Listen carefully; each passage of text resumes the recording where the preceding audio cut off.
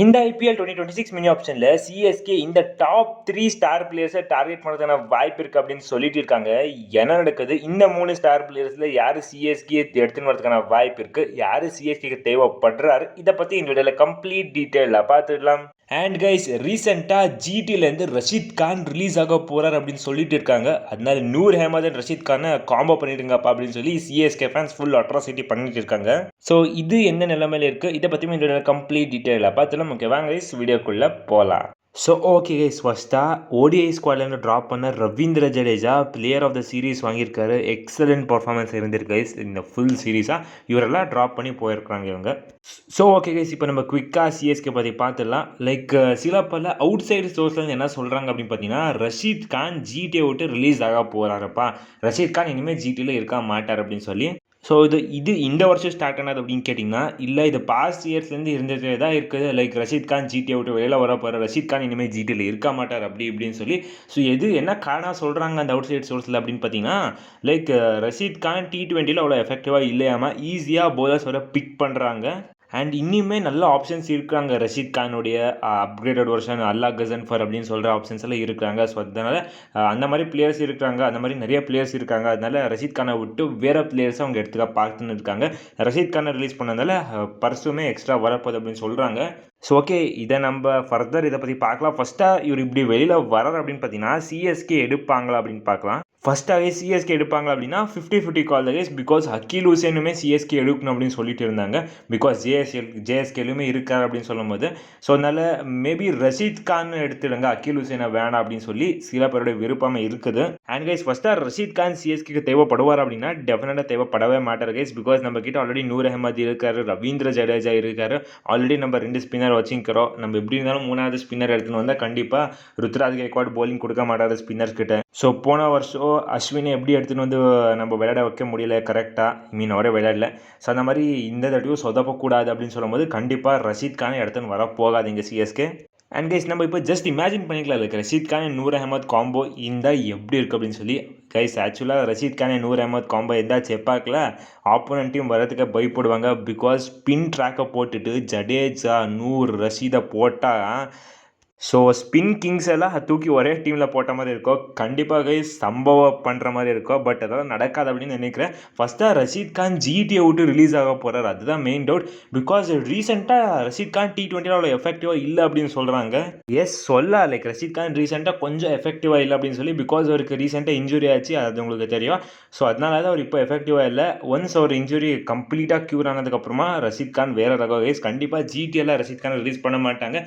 But இவங்க சொல்கிற மாதிரி இன்கேஸ் ஜிடி ரஷீத் கானை ரிலீஸ் பண்ணுறாங்க அப்படின்னா சிஎஸ்கே கண்டிப்பாக போகிறதுக்கான வாய்ப்பு கிடையாது. பிகாஸ் சிஎஸ்கே கிட்ட உள்ள பர்ஸ் இருக்காது கைஸ். இன்கேஸ் சிஎஸ்கே உள்ள பர்ஸை வச்சுட்டு போனாங்க அப்படின்னு பார்த்தீங்கன்னா ஒரு 40% பார்க்கலாம் லைக் சிஎஸ்கே பிட் பண்ணுறது ரஷீத் கானுக்கு. அண்ட் நீங்கள் நினைக்கிறீங்க கைஸ், ரஷீத் கான் நூர் அஹமத் ஒரு எக்ஸாம்பிளுக்கு சிஎஸ்கேல காம்போ இருந்தால் எப்படி இருக்குது அப்படின்னு சொல்லி 10க்கு எவ்வளோ மார்க் கொடுப்பீங்க அதை மறக்காம கமெண்ட்டில் சொல்லுங்கள். ஸோ ஓகே கைஸ், இப்போ நம்ம சிஎஸ்கே டார்கெட் பண்ண போகிற இந்த டாப் 3 பிளேயர்ஸ் பற்றி பார்த்துடலாம். ஆக்சுவலாக இந்த 3 பிளேயர் ஆல்மோஸ்ட் ரிலீஸ் ஆக போகிறாங்க. அவங்கவுங்க டீம் இவங்க கழட்டி விட போகிறாங்க. அதனால இவங்க கண்டிப்பாக ஆப்ஷனில் வர போகிறாங்க. அப்போ சிஎஸ்கேக்கு ஒரு ஆப்பர்ச்சுனிட்டி இருக்குது இந்த டாப் 3 பிளேயர்ஸ் எடுத்துன்னு வரதுக்கு அப்படின்னு சொல்லலாம்.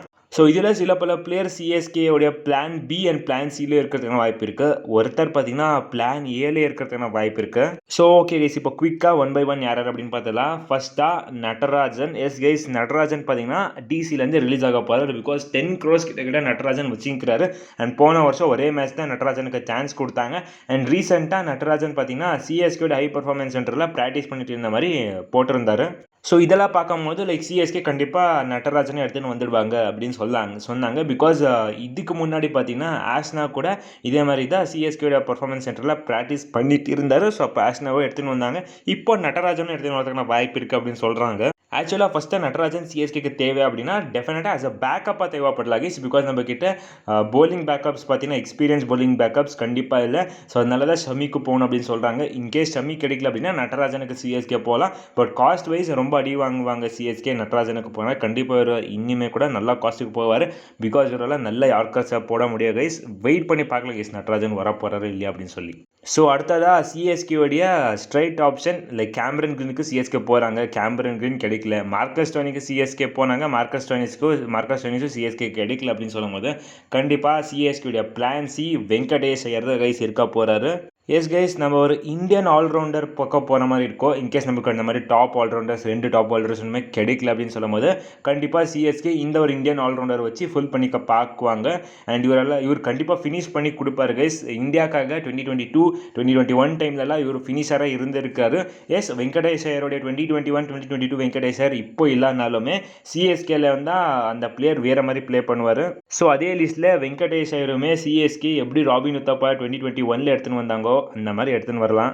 ராபின் உத்தப்பா அப்படின்னு சொல்லும்போது ஞாபகம் வருது கைஸ். நாளைக்கு October 15 அந்த டேட் எந்த டேட் என்ன ஸ்பெஷல் அப்படின்னு கமெண்ட்ஸ் சொல்லுங்கள். ஸோ ஓகே, இப்போ வெங்கடேஷ் ஐயரை பற்றி பார்த்தீங்கன்னா கண்டிப்பாக வெங்கடேஷ் ஐயர் ப்ரைஸ் வைஸாக அதிகமாக போக போகிறார். பிகாஸ் கொல்கத்தா நைட் ரைடர்ஸ் அவரை திருப்பியும் எடுக்கிறதுக்கு பார்த்துன்னு இருக்காங்களாமா லோவர் ப்ரைஸுக்கு. Because 23 crores guys Venkatesh Iyer கண்டிப்பாக ரீட்டைன் ஆக மாட்டார்.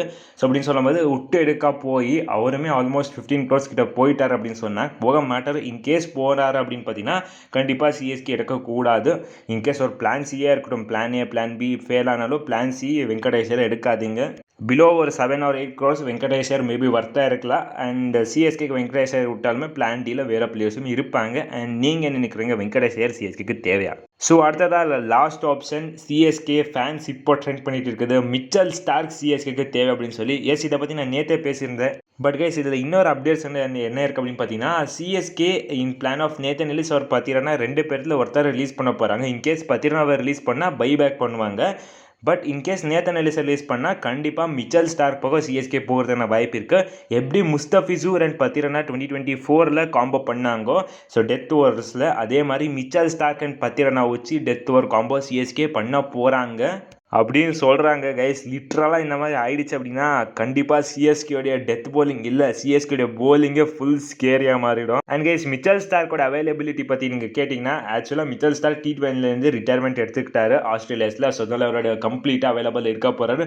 அண்ட் மிச்சல் ஸ்டார்க் ஒரு பிக் மேட்ச் வின்னர், உங்களுக்கு தெரியும் 2024 ஃபைனல் IPL 2024 ஃபைனல் அப்படின்னு சொல்லி எப்படி ப்ளே பண்ணி கொடுத்தாரு கைஸ். அந்த மாதிரி big match winner Mitchell Starc. கண்டிப்பாக சிஎஸ்கே ட்ரை பண்ணுங்கள்.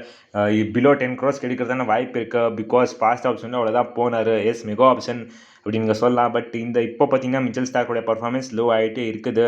ஸோ அப்படின்னு இருக்கும்போது கண்டிப்பாக மிச்சல் ஸ்டார்க்குமே 10 crores கிடைச்சா சிஎஸ்கே எடுத்து போட்டுன்னு வரணும். அண்ட் நீங்கள் என்ன நினைக்கிறீங்க கைஸ், இந்த 3 பிளேயரை ரேங்க் பண்ணுங்கள். எந்த பிளேயர் ஃபஸ்ட்டு சிஎஸ்கேக்கு தேவை, செகண்ட் யார் தேவை, தேர்ட் யார் தேவை அப்படின்னு சொல்லி மறக்காமல் கமெண்ட்ஸ் பண்ணிட்டு போங்க. ஓகே கைஸ், இவ்வளோ கைஸ் இந்த வீடியோ. அடுத்த வீடியோ சந்திக்கலாம். Bye guys.